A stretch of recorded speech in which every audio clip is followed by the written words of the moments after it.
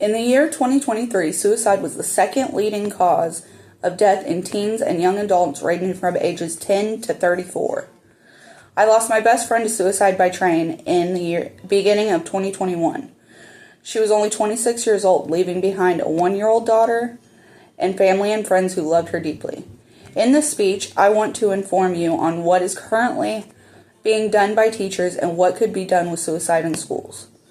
While losing someone personal to suicide is devastating, it made me want to understand how we can better support young people. This led me to research suicide prevention actions from teachers in schools. Common warning signs with teens can look like changes in sleeping and eating, withdrawing from friends and family members, and talking about it or indicating plans to die by suicide or self-harm.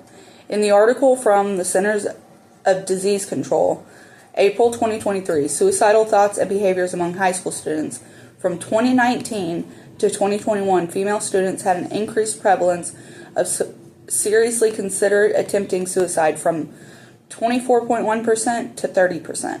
An increase in making a suicide plan from 19.9% to 23.6%, and an increase in suicide attempts from 11% to 13.3%.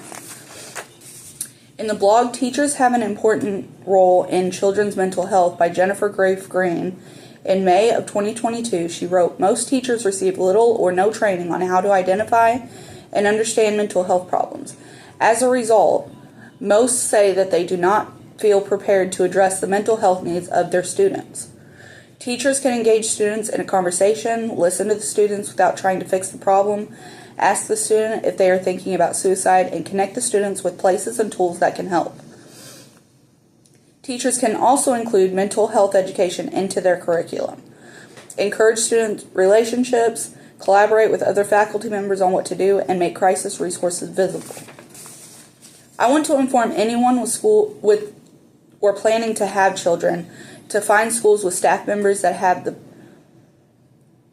position and knowledge on how to better help with suicide preventions and mental health issues. From the article Suicide Prevention in the National Institute of Mental Health, August 2024, updated crisis hotlines, which are all free. 988lifeline.org. The Lifeline provides free and confidential emotional support to people in suicidal crisis or emotional distress 24 hours a day, 7 days a week, across the United States. Call or text 988 to connect with a trained crisis counselor. The Disaster Distress Helpline. People affected with any disaster or tragedy can help this helpline. Call this helpline.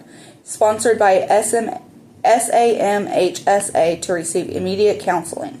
Call 1-800-985-5990 to connect with a trained professional from the closest crisis counseling center within the network.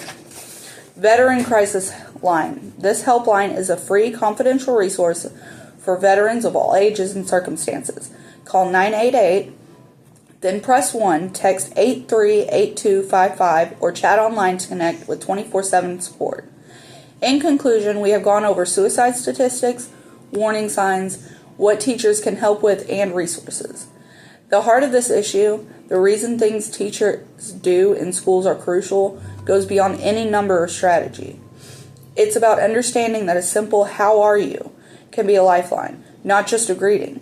We may never know what storm someone is facing, but by building culture of support and awareness through these options, we can become beacons of hope. Let's work together as parents and teachers to make these schools not just a place for learning, but a place full of compassion, where students know they are valued, heard, and never alone. Thank you.